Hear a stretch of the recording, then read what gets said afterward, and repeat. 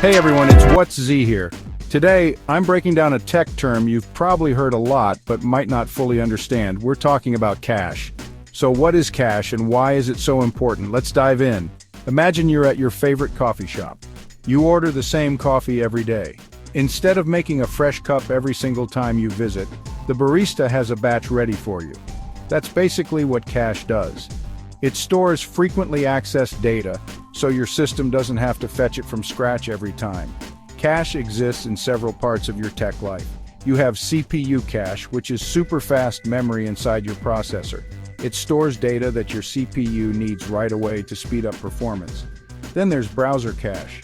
Ever noticed how websites you visit often load faster the second time around? That's because images, scripts, and other data are stored locally on your device.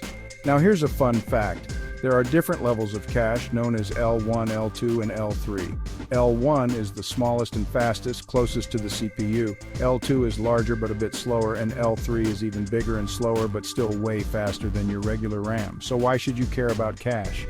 Well, having an efficient cache system means your device runs smoother and faster. It's like having a personal assistant that knows exactly what you need before you even ask. Cache isn't just for tech geeks. It's crucial for everyone. From speeding up your favorite apps to making your gaming experience seamless, cache plays a huge role in your daily digital life. Alright, that's a quick rundown on cache. If you've got any questions or there's some tech jargon that's been bugging you, drop a comment below. I'd love to break it down for you. Don't forget to hit like, subscribe, and ring that bell for more tech insights. Thanks for watching, and I'll catch you in the next one. Peace.